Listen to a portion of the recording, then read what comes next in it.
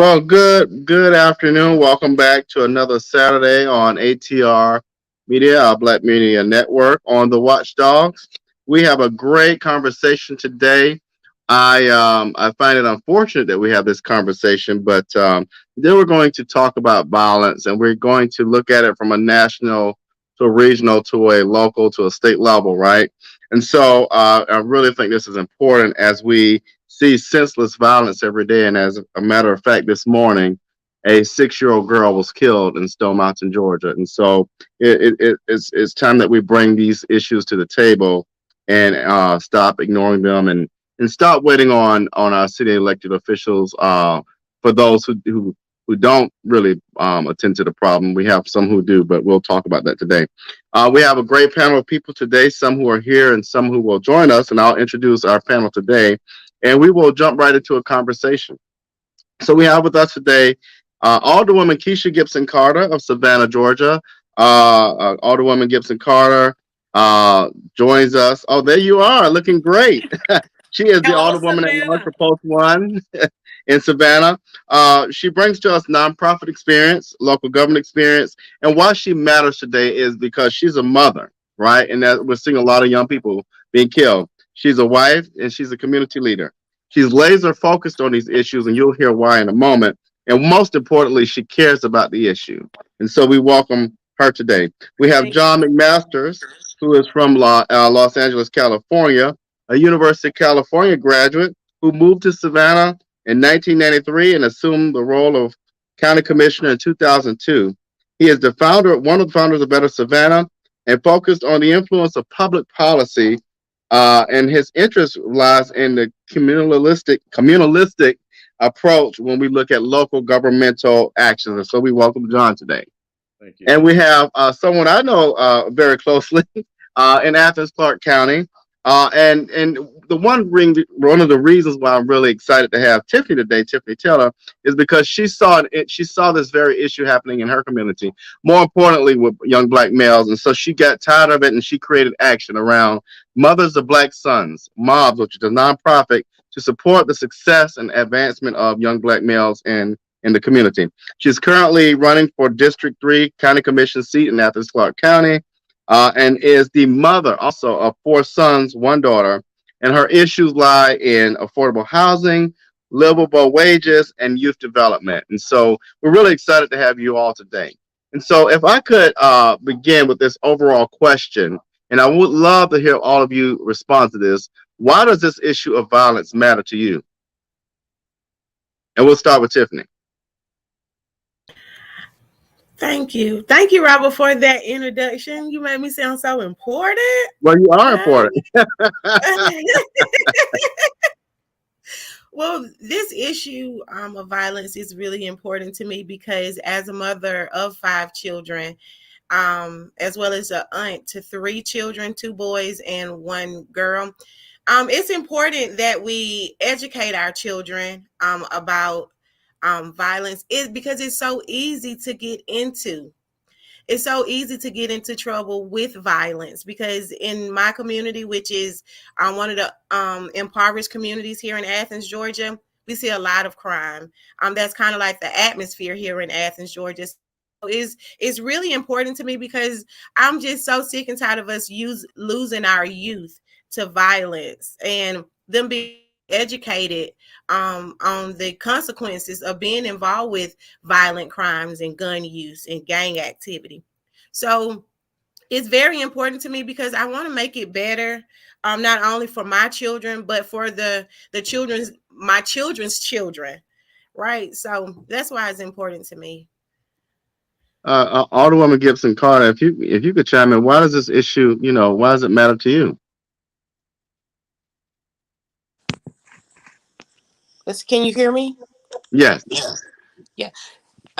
Listen, when it comes to gun violence, sexual violence, any form of violence, we recognize that we are our brother's keepers. And the issues related to gun violence for me right now, as we approach this topic, we know what's going on in our city. It's a public health issue, right? So oftentimes people are dismissive of issues related to street crime and gun violence because they feel as if it's just situational. Well, that doesn't make it okay because someone is a part of violent intentional injuries, right? Um, we should all be concerned because bullets don't have names. And when we have 13, 14, and 15-year-olds with high powered rifles or guns, whatever uh, these weapons they use are, uh, riddling bullets at homes and cars at will without regard to a target, we recognize that we have a public health issue. And beyond that, just personally, I care about people. I care about those who are a part of that world, and who feel like they don't have a hope or a care in the world. And so they give themselves up to the streets and to the creed of that culture. And I care about those who would be their victims. So um, we have to have a holistic approach. We know that crime and gun violence is an issue across the nation right now. But we have to tackle these issues community by community, neighborhood by neighborhood, city by city, state by state.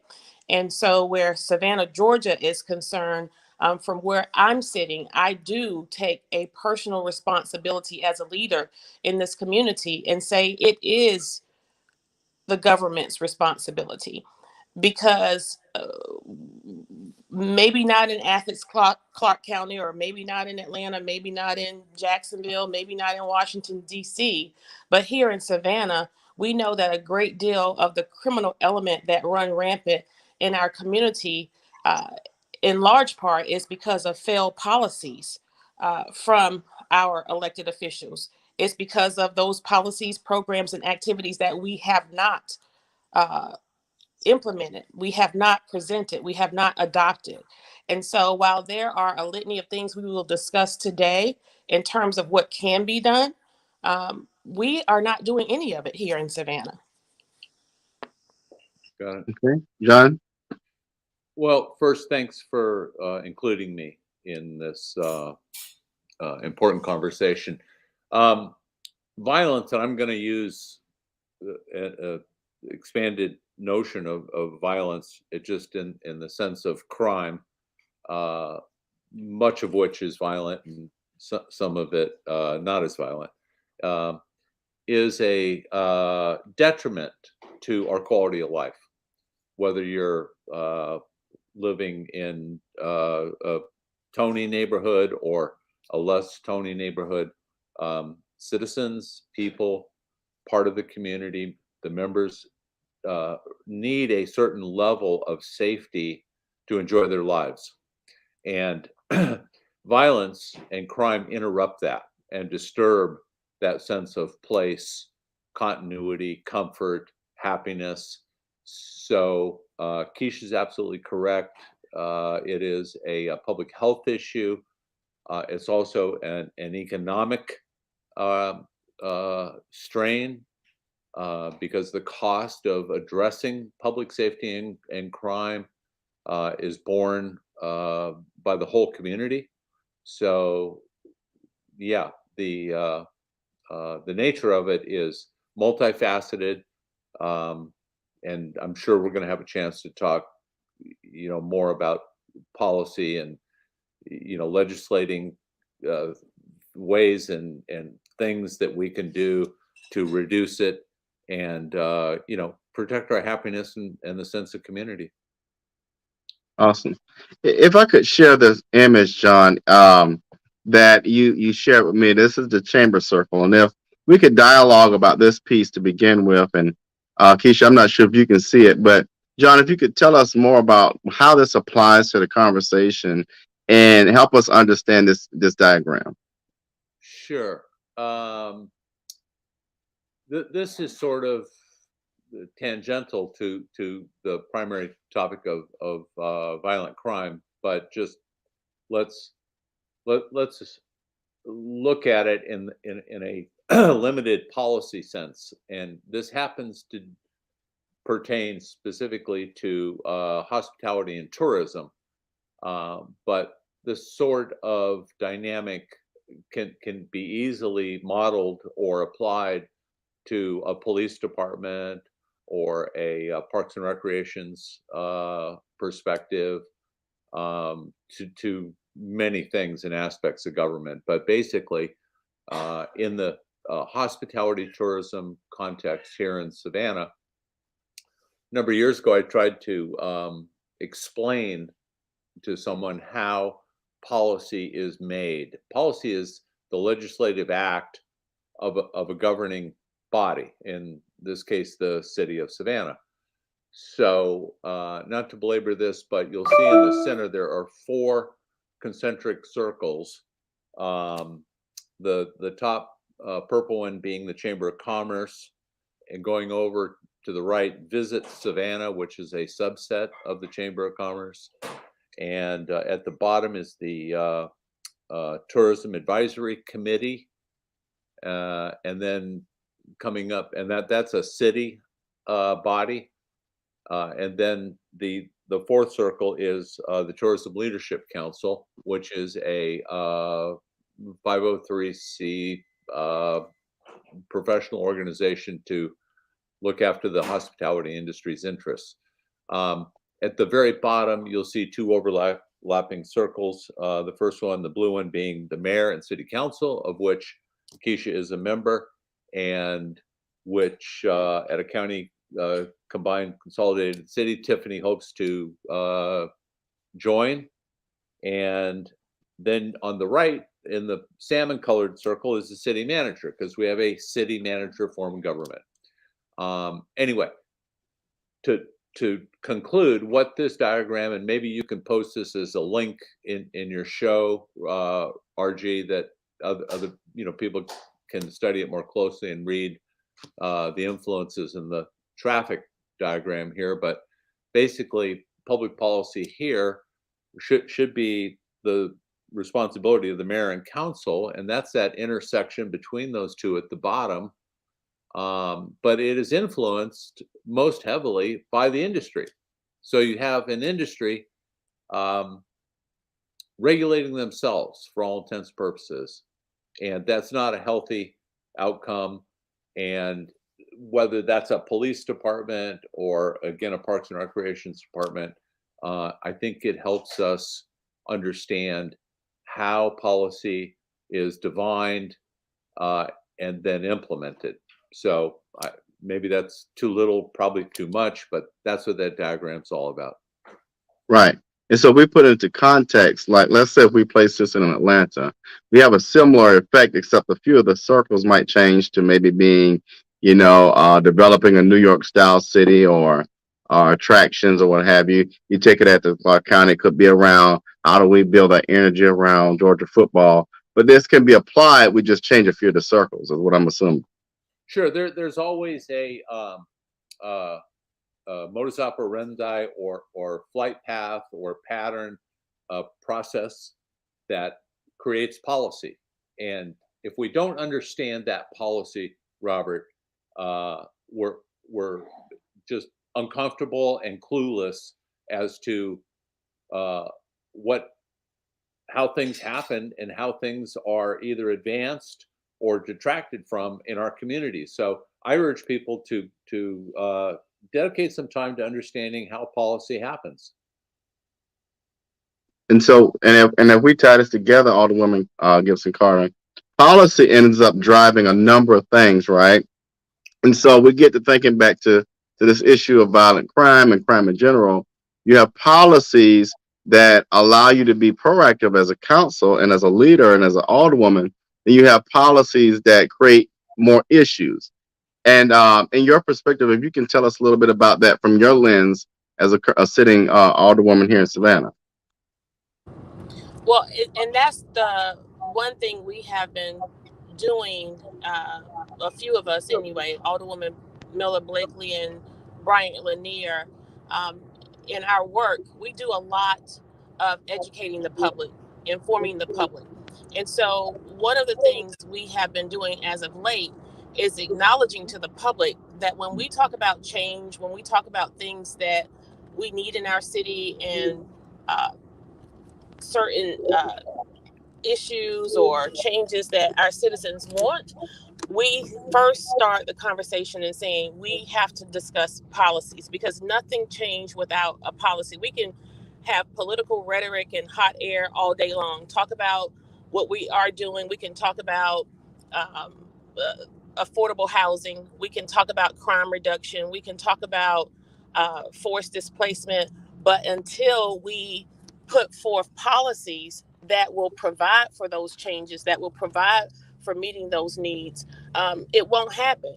And so politicians will hide behind that rhetoric without educating the public and acknowledging that if we want um, communities where we are not experiencing gentrification and forced displacement, why aren't we putting forth inclusionary zoning policies? Why aren't we in acting an impact fee policy if we are serious about protecting our communities? Why are we not looking at personnel policies with our police department? Right now, our council is not even meeting to discuss personnel issues or personnel policies, because I'll tell you that our number one issue with crime in our city has to do with leadership, both within our city administration as well as in our police department. And if we cannot meet as a group and discuss policy initiatives and changes we need to make, that policies that match those changes, it just simply won't happen. Now, and Tiffany, if we could go to you're looking at this from a different lens, right? So you're hearing, all these policies that impact the safety and the inequities and all these things going on, and they're policies like the ones on the books now, which I totally disagree with. For example, you have a criminal justice system that allows Buddy Carter to prescribe opioids. We have a crisis, but that's the same criminal justice system that says black men who have to create small businesses around drug activity get placed in jail. So all things said, Tiffany, you're a mom, right? You're looking at this from a very different lens from how you've grown up and seen family and friends and neighbors. How do you react to that? What's your reaction?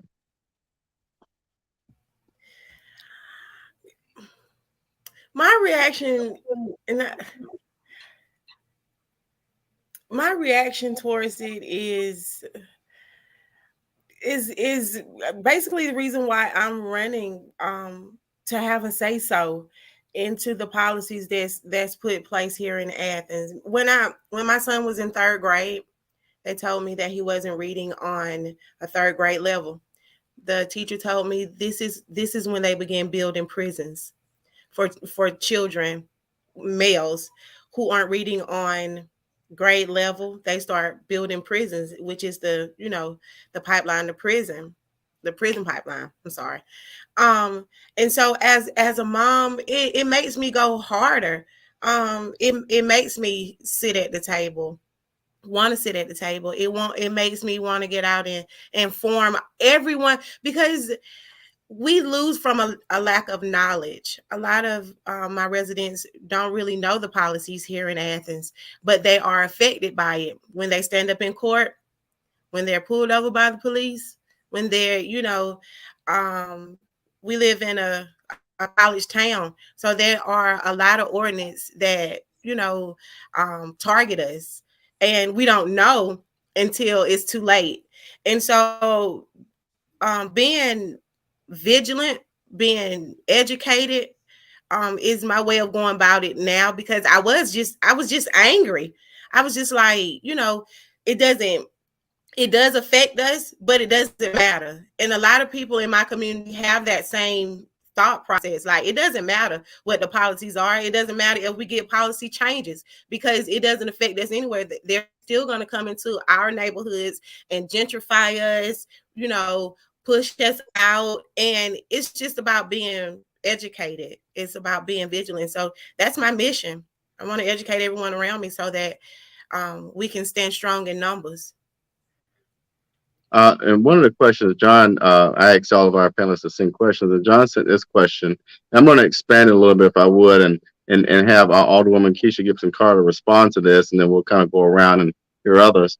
But what have we done? Are you done publicly to educate citizens about policy inequities? Now, I'd like to expand that about what have we done to offer education not only around policy inequities, but inequities in general. So we look at systematic pieces that impact all of these things. And so, Alderwoman Kesha Gibson-Carter, what are your thoughts on that?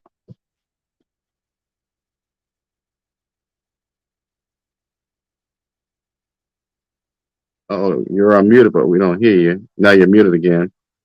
There you are. Now you got to unmute. We can see. Now you unmute. You're hitting the wrong button, I think. Let me unmute you, Silver. Uh-oh. Okay. Robert, you want me to jump in? Yeah, if you could jump in on that, John, and when she comes back, yeah. Well, I wanted to slow us down, if I could, for just a second, and walk back to, since this conversation is really and nicely developing towards a discussion on policy. What people, your viewers, need to understand is we live in a representative style of government. That means the citizens can't go create policy on their own. We elect people like Tiffany, like Kesha, like myself 20 years ago. We are the legislators. We are the ones who have the power and the authorization to set policy. So, to Tiffany's point, why is it so important for people to pay attention to policy? Because policy is manifest by the people we elect to representatively reflect us in their actions, in their choices, in their votes. So we're not a direct democracy. We're representational. So policy is the tool or the track through which things can happen. For instance, if a city wants to change policy, change an ordinance is just a fancy name for a policy, that the police department is not going to pull over people for taillight infractions or expired tags. That can be manifest through a majority vote of the governing body, be it a county commission or a city council, to inform and direct the policing staff members that this is not something we want to prioritize. Don't stop people exclusively for those things. Just one example of how policy can affect the community and the importance of understanding how that comes to happen. And it comes to happen through this representative body that we've elected. So to Tiffany's point, yeah, you gotta understand it and stick with it. Yeah. Alderwoman Kesha Gibson-Carter, I don't know if you remember the question, but I definitely am glad that John brought that piece up. I wanted to get your reaction or thoughts before we kind of dived into that a little more. Yeah, I did. I'm transitioning. Today's the Central Labor Council annual fish fry. So I'm on my way there, and of course we have to be all things to all people all the time. That's what your older woman does. And so y'all bear with me a little bit. I did miss the question, so can you repeat it? I did hear John's comment. However. Well, I think it'll be more important. If you want to dive into John's comment and react to that or add to, I think that's an important piece that is very, very, very glad he brought that up. Well, he's exactly right. When we talk about change that's needed in community, people should know that real change starts with policy presentation, legislation, right? And so take, for example, our administration. For whatever reason, before the ink was dry on our commitment to serve without fear, favor, or affection, there was some maneuvering to change the rules of our council. Never in the history of this city, and probably nowhere in the United States, will you find within a local government where it takes a majority of your vote, the majority on your council or your commission, to actually introduce legislation, introduce a policy, introduce something on behalf of your community, where we require change, where we require resources, where we require a certain level of service to increase or decrease. But here in Savannah, it takes a majority on our council, 5 votes, for any idea to even see the light of day. And so that on its face is, as far as I'm concerned, it's a form of voter suppression, because I am not capable now, as the representative of the entire city of Savannah, her over 145,000 constituents, citizens, I can't put forth anything on your behalf because I don't have a majority. And so uh, I'm woman enough to take a L. I'll take a loss. If I put forth something and I don't get a majority of vote to get it passed, we have to accept that. But if I can't even introduce it for consideration, Right, right. how is the community represented? So again, that those changes that we want to see in our city, uh, any level of service that you want increase or decrease, communities, crime. Right now, we have a shortage of police officers in our department, which essentially contributes to the level of crime and criminal element that's happening in Savannah. And what I want people to know is that the issue related to crime in Savannah is not one dimensional. It's not just one thing, right? There Hmm. are a multi-causism of issues that have occurred because it has been ignored for so long. So we have issues related to our judicial system. We have issues related to uh, how people are policed. We have issues related to uh, the lack of community policing. We have issues related to the talent that we are recruiting, the talent that we are not retaining. So there are a lot of things that we need right now. And if we, again, cannot address these pieces via a policy perspective, or have a conversation with the council, with our leadership, and say, listen, here's where we are. What are the changes that we can make? We will not achieve that. So I feel like I was a little bit all over the place right there, but I need to No, get some of that out. no, no, no. I'm glad you did. One of the things, and I'm going to kind of package it up a little bit with you and John's comment, and lead in a different direction. So, what John was talking about is we have a representative form of government. So we go out, we cast a ballot, and we vote for a particular person that we hope will represent our voice and our issues and our values. And then we hear from Kesha Gibson-Carter. So now I'm elected, but I'm also not given the same rights and access to present policy changes or rules or put things on the agenda that would look at things like public safety, public health, and crime. So if I'm elected by you, I'm here advocating for you, but I'm still restricted and my voice is not heard. Then how do we get the work done? So I'll ask Tiffany and John and Alderwoman. So with that kind of a framework, how do citizens make a change? It's like, okay, so we've done what we're supposed to do. We're seeing all this crime, and we're not getting our officers and law enforcement folks to work together and to prioritize things. How do I get involved as a citizen? I'm tired of it. I've been through it. What do we do? You can't quit. You can't give up. This work is exhausting. It's exhausting making an attempt to tackle the issues and the problems in our community.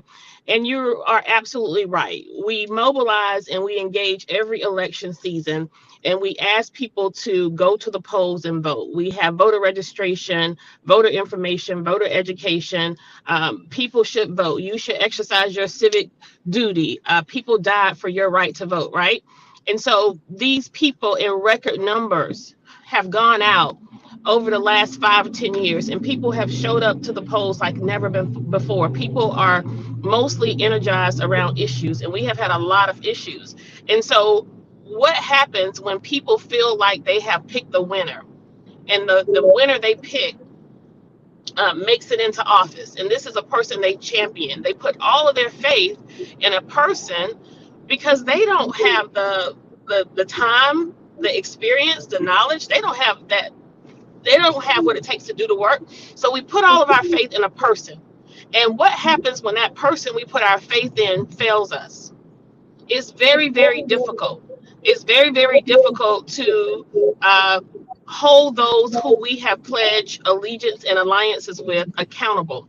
But I'm here today to tell you people, listen, we cannot relegate the safety in our community, the harmony in our neighborhoods, and the needs of what we need, the needs of those things we desire for this city.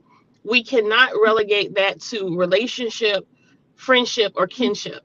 It doesn't matter your proximity to a person in office. We have to continue to hold those persons accountable. And that includes me as well. And so when our citizens are not holding us accountable, because we're so friendly, we're so acquainted, we go to church together, we work together, we raise kids together, whatever the relationship or the situation is, or that's the first black female, first black male, first whatever.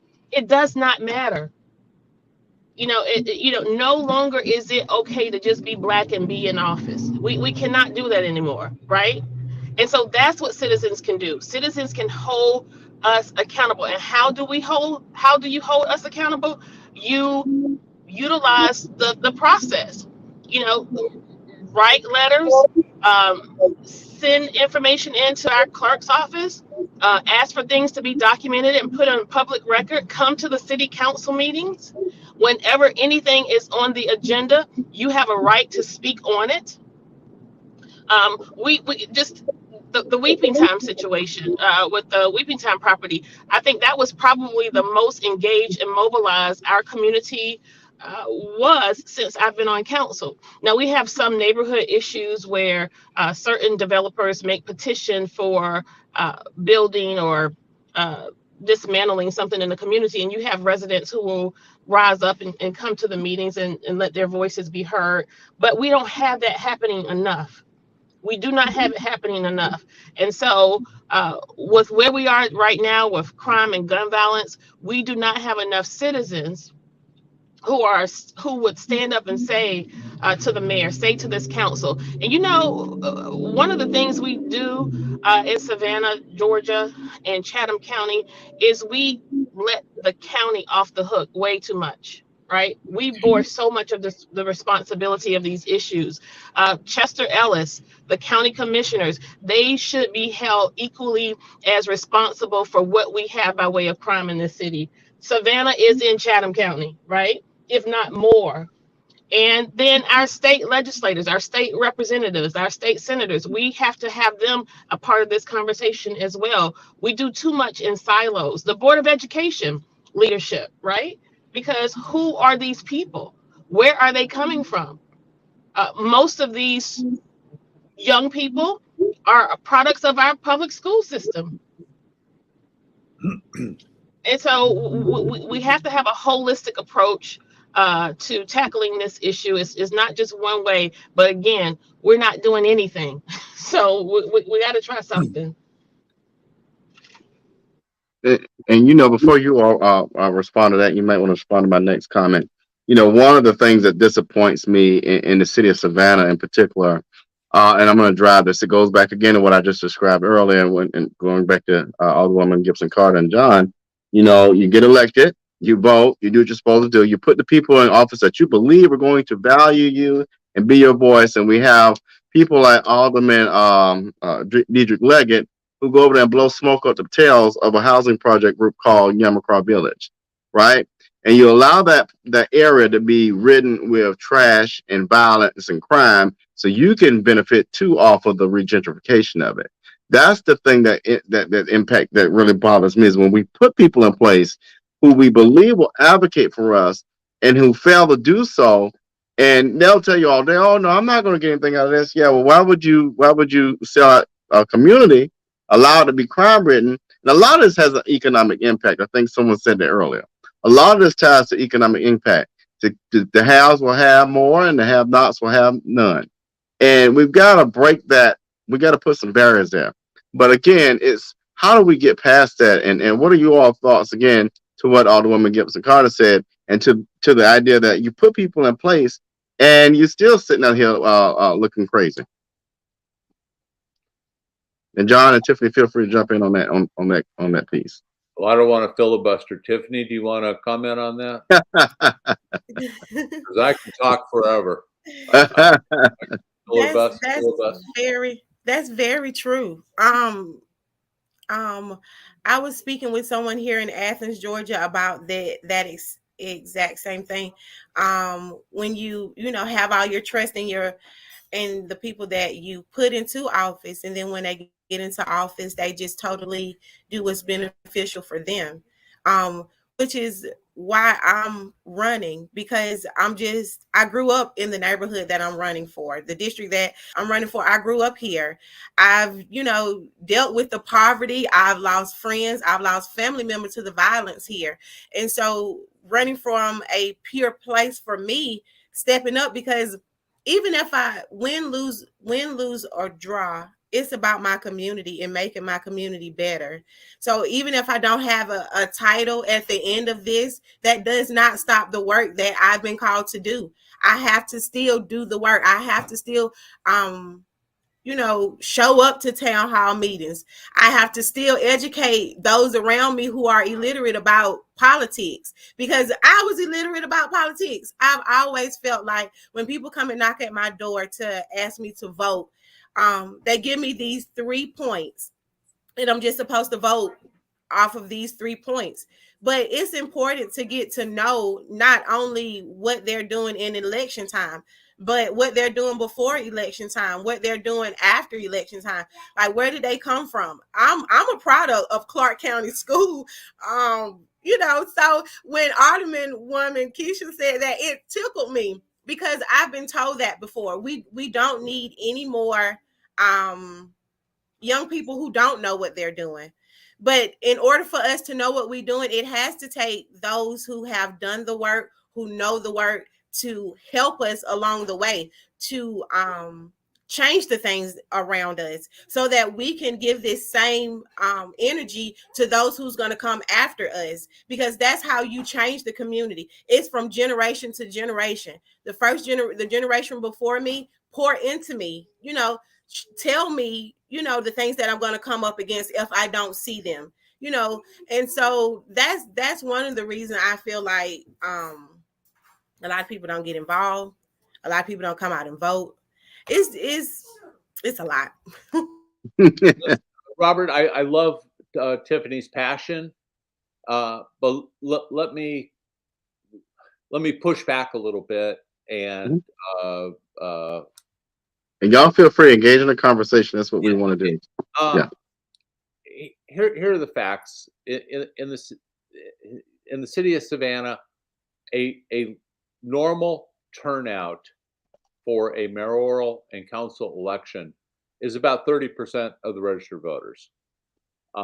That's a huge problem. All right. We've talked about how many of those people, that 30%, they vote for their aunts or their kids' coaches or their friends or their friends of friends, and not on the issue. So number one, we have a low voter participation level. That needs to be fixed. Secondly, the 30% that are voting, very few of that 30% really understand the policy ideas and platforms and commitments that candidates are making, just as much as they don't really understand if their current incumbent who is on that ballot how well they've performed.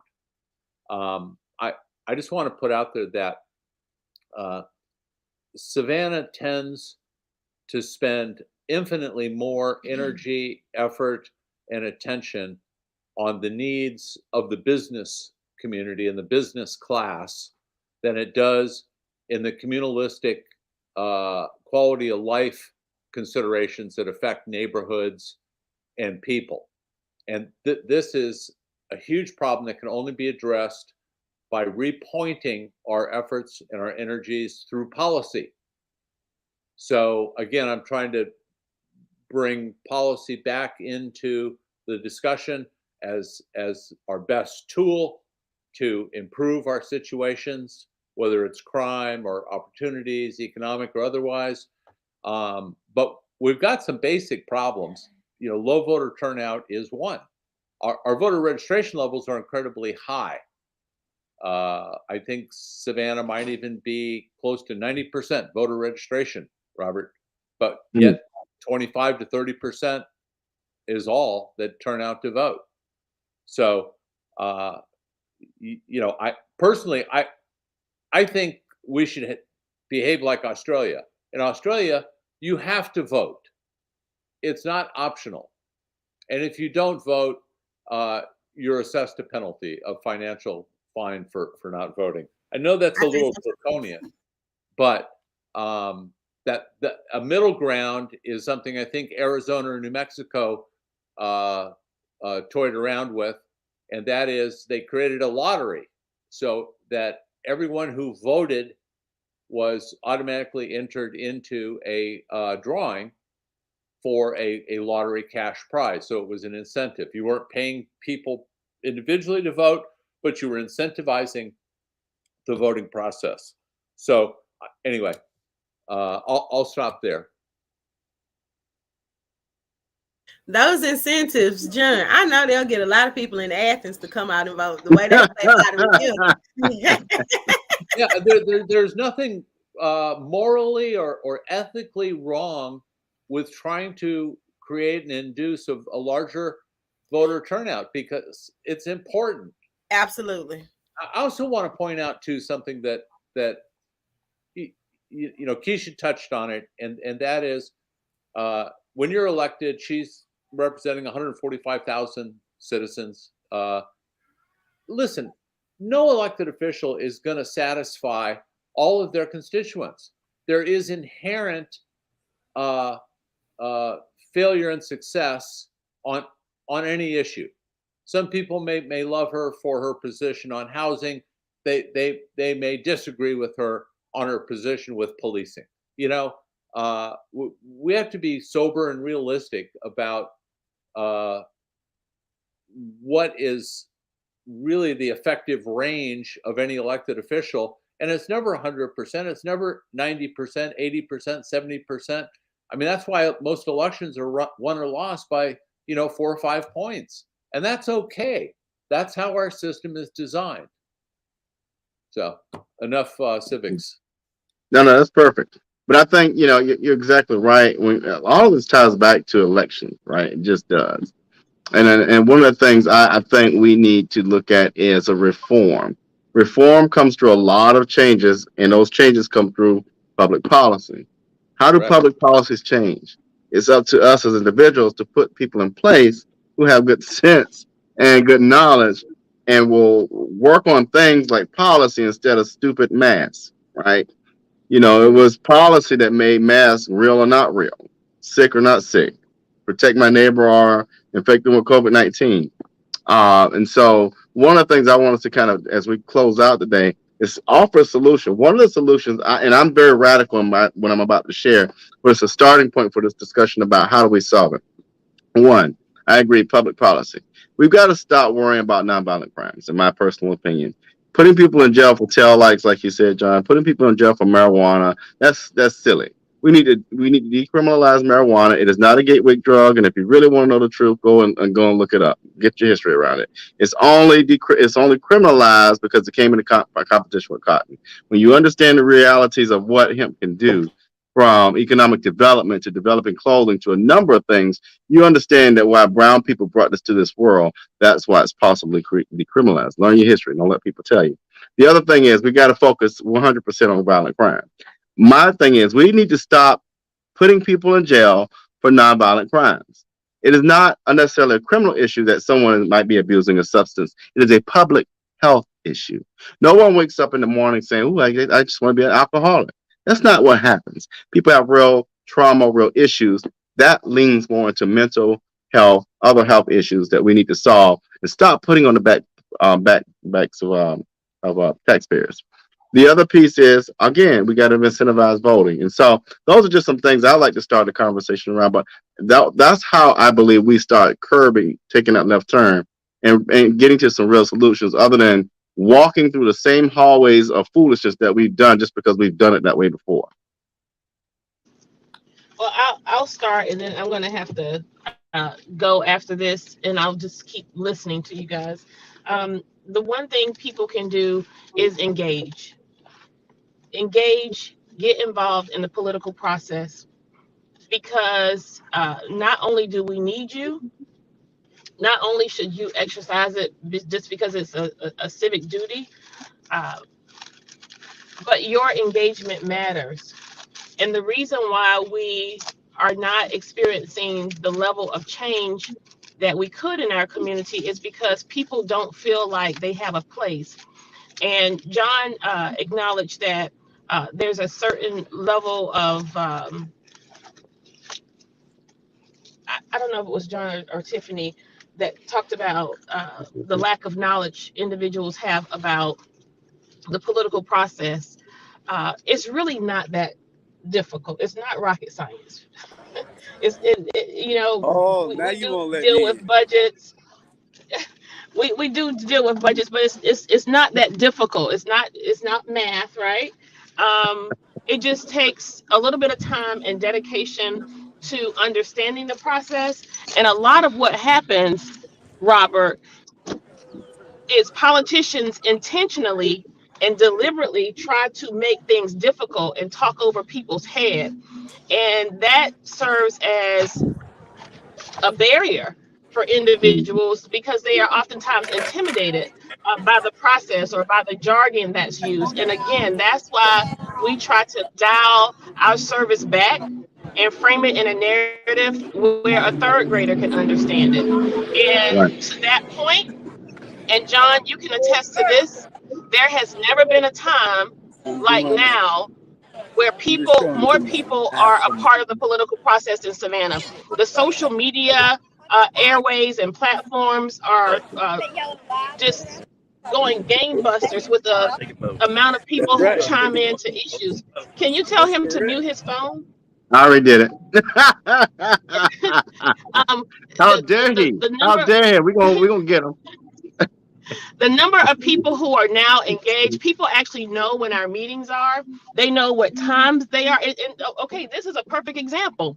Why is it that we have a city council meeting twice a month, but they are two different times? It's intentional and deliberate, just to confuse people into so people are not engaged. For the longest, we stayed on those. We did our meetings via Zoom, even like when COVID was nearing the end and we could have come back in person. There was a deliberate intent to keep us divided, keep the public away. Um, there are so many tricks of this political system. And John, you can probably do another class on the maneuvering and the manipulation that politicians use and go through to confuse and gaslight the people.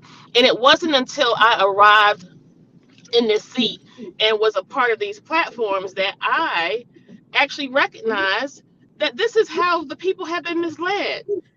And so we are now informing people and giving them information on things that they probably never would have known. You know, they know, that you find out more, you can delve deeply into issues at a workshop. They know the information related to what our charter reads. They know that a majority of vote on our city council is 5. They know who their district representative is and actually know what district they live Hey, in. Robert. So Go so ahead. these are things that are it's a slow process, but it's catching on. It's catching on, and people are starting to get involved. And one of the reasons, John, I feel like a lot of people don't vote or are not turning out like they should, is because we disappoint them as politicians through our Yeah, failed policies you're or failure absolutely to right. enact policies. People people get discouraged. But you Yes. can't quit, people. You can't quit. You have to engage. You have to vote. And I encourage people to run for office. I think our arrival inspired so many people to run for office, because you know what? We made it look like you can do it, and we are serving from a level, from a place of humility. We are humble in these positions. We are approachable. We make people feel like they can have access to us. You and your crew So gave that's. us hope, which many Mhm. voters didn't have. Now, you may not have all the results that you had hoped for or we had hoped for, but your mere presence on council as a fresh voice is a start. It's hopeful. It's what we needed, and ultimately we will get the results. But right now we have hope, and that's something we didn't have before. I agree.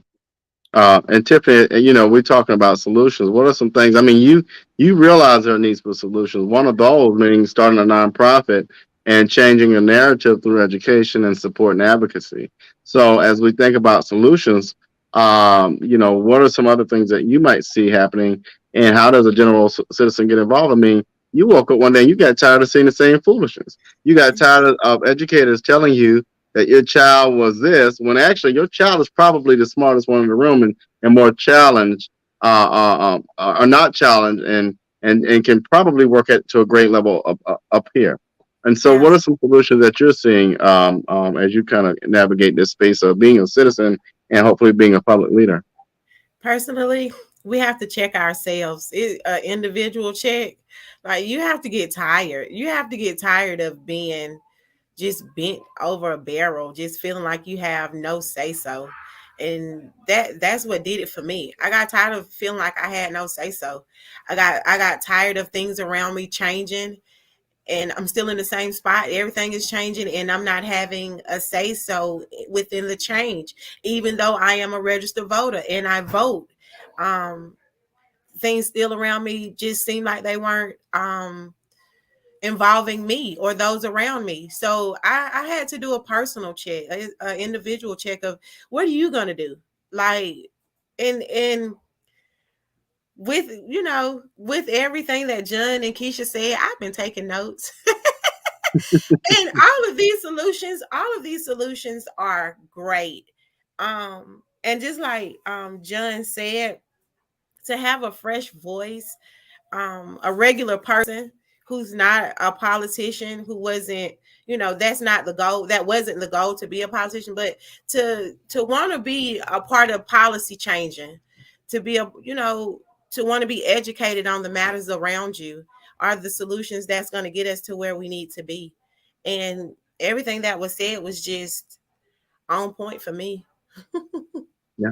And so we'll reach Yeah. final comments. I will start with you, Alderwoman Gibson-Carter, because I know you're about to pull up. And when you see Julius, Yes, tell him don't do that no more. I know, right? I just wanted to say to Commissioner Taylor, we're speaking it into existence. Right. Alderwoman Blakely often tells candidates, you have to affirm what you want. And so don't say, if I win, say, when I win, ma'am, when I win. When I win, Absolutely. I will represent my community. I'm so excited about your commitment to serve, and it does my heart good to see young people stepping up to the plate. I know that serving in any level of government is not easy. It's not reasonable for a lot of people because it doesn't pay a whole bunch, and it takes a lot of people say that this is part time, but this is like full and overtime.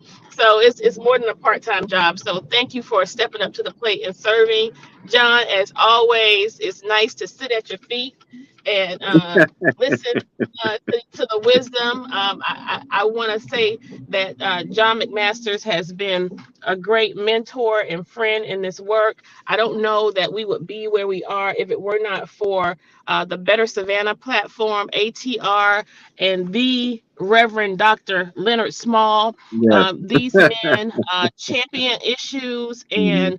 and they are stepping up and stepping out on behalf of the community. I said to Chuck Fagan yesterday, neither of them have ever come to me and asked me as a sitting alderperson for a favor. I don't think no one's even called me about their trash not being picked up. They simply do this because they love community. I feel that they are justice seekers, and they want to see us living in a community of harmony where all people can have access to their rightful share. So thank you so much, Robert. And Tiffany, All best right, thank wishes to you. you. Thank All you. right, Thank you. John, will be your final comments, and then Tiffany, your final comment. Well, thanks. I've enjoyed myself today. Is John Keisha doing doesn't know it, this? but I have a couple of parking We tickets I guess. can send over to her. Just kidding. The thing that excites me, Robert and Tiffany, is you've got ATR who's doing a really great service. I mean, it's African American centric, and Better Savannah are these entitled white guys, and we're coming together. We're talking the same talk. We're wanting the same results, and it's like in the history of Savannah when the Irish came over. The oligarchs worried that the blacks and the Irish would commingle, and to prevent that, they pitted them against each other. And this is the tragedy of not having unity. So we're united closely with ATR, with the Savannian, with Jim Rikus, his product. We are giving hope. I would hope to people that we can get past our differences and actually drive together towards better outcomes. And Kesha's election in 2019, along with the others on city council, was probably the high water mark for me for being here in Savannah for almost 30 years. Now they got the rug pulled out from under them from an autocratic mayor who co-opted, 3 of the 5 people and swung the momentum around. But we're still here. We're still doing it. We're going to keep doing it. And we'll ultimately not just have hope, but we'll have hope and results. And Tiffany, good luck to you in your election. I need you to win because I was a 3rd district commissioner here in Chatham County. So good luck to you. And Tiffany, while you're giving your comments too, why don't you tell us your website and all of your stuff so people who are watching can contribute too. So add that in your comments. Well, first off, thank you, Robert and John and Alderwoman Kesha, for allowing me to, as a newcomer, sit in the midst of all of you with all of this knowledge. I've learned a lot. I'm here in Athens, Georgia, so all of these things that I have learned, familiarized myself with, is a blessing, and I'm grateful for it. For ATR, for always accepting me and letting me be on the ramble and my platform here. So, John, thank you. Sure. When I become District 3 Commissioner, I'm going to shout you out, John. District 3. Do good. Win and prosper for us. Yes. That's right. But I'm Tiffany S. Taylor. I can be found on Facebook. My Facebook page is Tiffany for the People, District 3 Commissioner. I have not a website as of yet. It is in the works. If you want to donate, you can donate through my Facebook page. And I'm just really happy to be included. And did you ever? I'm not sure. Did you do an Act Blue page? You might have that. I have. Yeah. You can go to my Act Blue page. Yeah, I've been on her behind about an Act Blue page. Let me tell you, John, Jay Jones gets mad at me. Jay said, you be running people like they run for state level. I was like, that's all I know. So get an Act Blue page. Absolutely. Yeah. You can go to my Act Blue page to make contributions as well. All right. Well, in the next couple of weeks, I think we will have our state senate candidates. Next week we will have um, oh my goodness, his name is escaping me. He's gonna kill me. Anyway, we'll have our state senate candidates. We'll have and they will be our next couple of weeks. And so definitely tune in for those. And Well, so Derek Mallow. Derek what's Mallow. that? Isn't that Derek Mallow? Right now, see, you messed yourself up now. Orlando Scott. And My then apologies. It's like I'm in the midst. So next Saturday, next Saturday we'll have Orlando Scott. The following week will be Derek Marlowe. Both who are very, very fine gentlemen. Both who I think, equally well prepared. Outcome. Yeah. So, but we'll definitely want you all to check both of those out. One will come next Saturday, and the other the following Saturday. All right. So we appreciate our panelists today. We are going to close out, and thank you all for this discussion. So have a great weekend, and I'm about to go follow Julius and Alderwoman Gibson-Carter over to the ILA Fish Fry. So see you out there. Hopefully, y'all take care.